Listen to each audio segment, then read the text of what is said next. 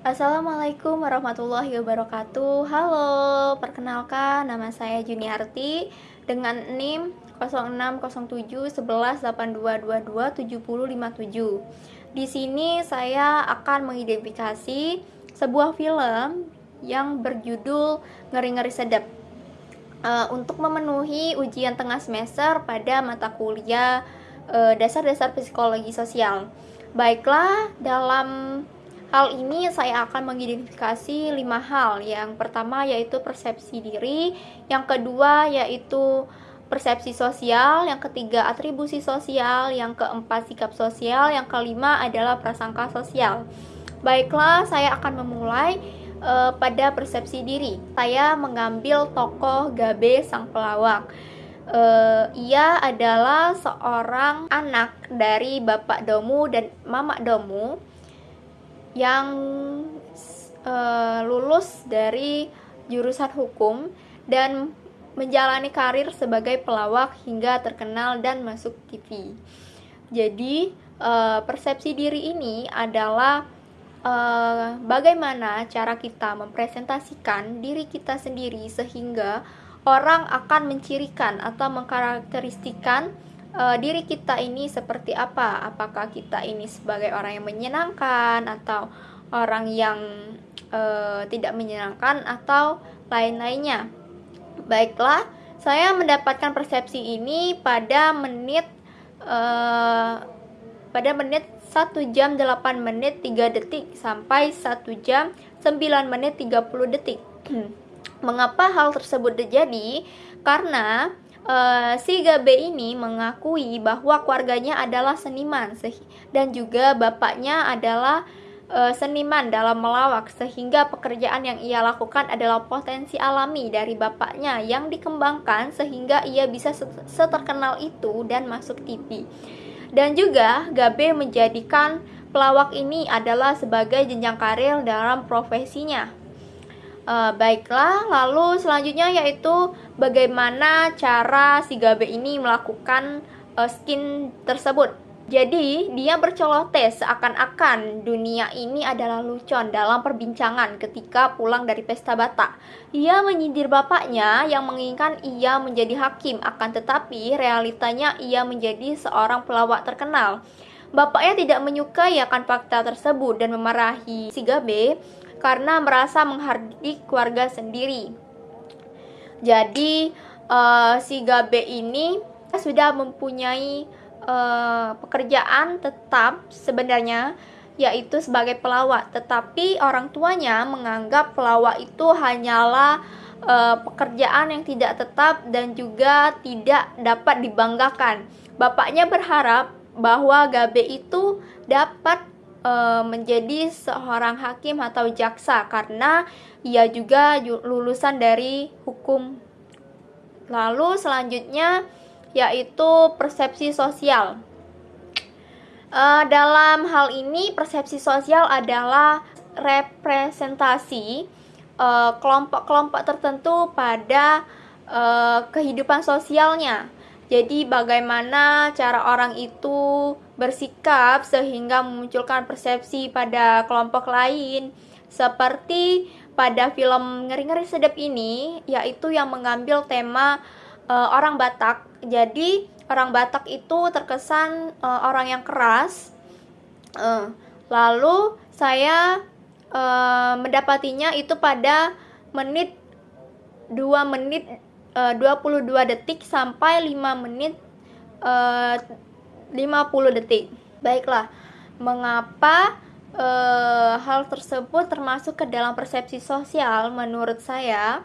Karena sepanjang film, kalau mau diintikannya itu sepanjang film yang saya dapat, Batak itu keras karena orang-orangnya itu menjunjung tinggi bahwa adat istiadat mereka itu harus dilestarikan, harus diagungkan, harus juga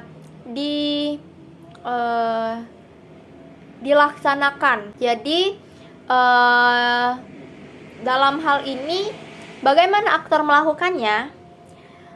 Saya mengambilnya itu semua aktor melakukannya dari awal hingga akhir, seperti seorang bapak domu yang keras kepala dan juga ia sebagai kepala keluarga. Ia ingin keputusannya sendiri itu selalu dituruti, lalu istrinya harus menyetujui dan menuruti perkataannya, anak-anaknya juga harus menuruti perkataannya juga. Lalu, mengapa Batak ini keras? Karena dalam adat istiadatnya itu seperti pada anak-anaknya kan yang memilih untuk jalan hidup yang berbeda-beda di era modernisasi. Jadi cara berpikirnya pun berbeda. Anak-anaknya itu yang pertama si Domu yang ia memilih menjadi PNS BUMN, lalu ia merantau ke Jawa. Untuk si Gebi juga ia merantau ke Pulau Jawa hingga ia mendapatkan pekerjaan sebagai pelawak. Lalu juga si Sahat yang ia kuliah pertanian. Ia membantu warga yang ada di Yogyakarta untuk pertanian itu agar menguntungkan. Dan juga akhirnya semua hal itu tuh tidak mendapatkan persetujuan dari bapaknya karena bapaknya merasa bahwa hal-hal yang dilakukan anak-anaknya itu tuh tidak sesuai dengan ajaran adat istiadat dan juga pemahaman zaman dahulu, karena bapaknya menganggap dan juga mengikuti cara-cara orang zaman dahulu. Mungkin itu saja. Lalu selanjutnya yaitu atribusi sosial. Dalam hal ini saya mengidentifikasikannya itu dalam konsep patriarki. Dalam film ini patriarki itu dilakukan oleh Bapak Domu. Saya mendapatkan atribusi sosial ini pada 1 jam 22 menit 34 detik sampai 1 jam 34 menit 16 detik. Mengapa Bapak Domu melakukan hal tersebut? Karena Bapak Domu ingin semua hal yang ia inginkan dan ia ucapkan dituruti oleh istri dan anaknya. Apapun yang menyangkut tentang adat istiadat yang sudah ada sejak zaman dahulu dan juga para leluhur lakukan, ia ingin anak-anaknya juga melakukan hal tersebut. Ia mendidik dan menjaga keluarganya sesuai pola asuh dan cara melihat bapaknya sendiri menjadi seorang bapak yang baik. Padahal nyatanya itu zaman semakin berubah dan juga cara seseorang itu akan berubah.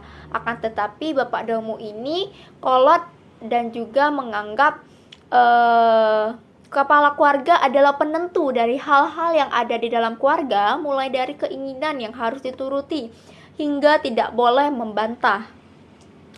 Lalu mengapa bagaimana Bapak Domu ini melakukan hal tersebut? Jadi pada scene tersebut Bapak Domu marah besar dan semua anggota keluarganya berselisih mengeluarkan pendapat, sehingga rahasia pura-pura perceraian yang dilakukan Bapak Domu dan Mama Domu itu terbongkar, hingga permasalahan anak-anaknya mulai dari Domu yang akan menikah dengan orang Sunda dan dianggap melanggar adat istiadat, yaitu orang Batak tidak boleh menikah dengan orang Sunda, dan juga menganggap bahwa kalau Domu ini menikah dengan orang Sunda, ia tidak akan melanjutkan marga dan juga istrinya tidak mengetahui lebih jauh mengenai adat istiadat Batak. Lalu Gabe yang diinginkan oleh bapaknya menjadi hakim atau jaksa malah menjadi seorang pelawak.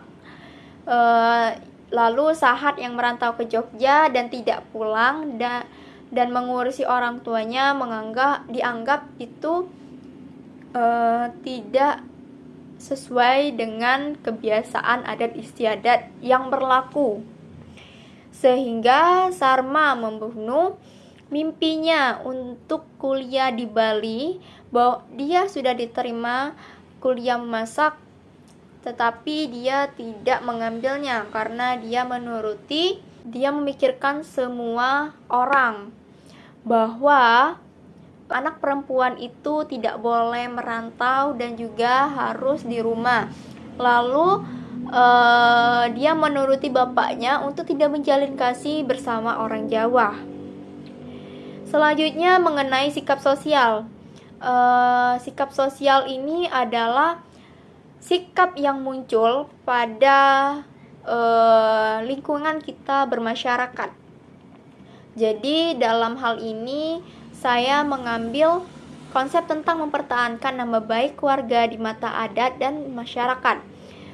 Sikap sosial ini terdapat pada menit 50 dan 50 detik sampai menit 56. Mengapa hal tersebut terjadi? Mengapa hal tersebut terjadi? Untuk usaha agar tetap terlihat cemara dan juga tidak bercerai. Apalagi dalam Kristen itu tidak ada yang namanya perceraian, sehingga sangat krusial sekali bahwa bila mama domu dan juga bapak domu ini akan bercerai. Jadi dalam sikap sosialnya, ketika pendeta bertemu dengan mereka akan melakukan sandiwara agar terlihat seperti keluarga yang cemara dan juga keluarga yang pasangan yang romantis. Lalu bagaimana aktor melakukannya? Jadi di scene yang saya dapat itu, di depan pendeta, bapak domu meminta agar tidak tersebar cerita bahwa mereka akan bercerai, walaupun itu pura-pura. Anak-anak tidak tahu lagi untuk meminta bantuan siapa saja untuk membatalkan perceraian orang tua mereka.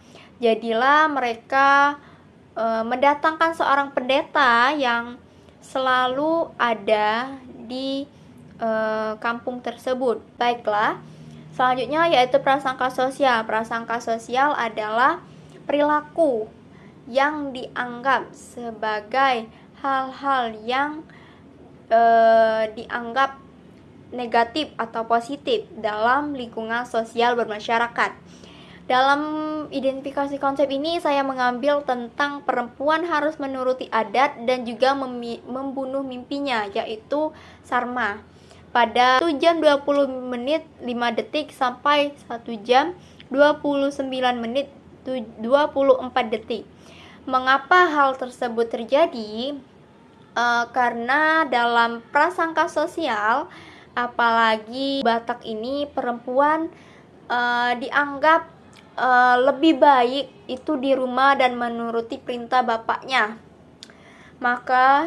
Makanya Sarma dalam hal ini ia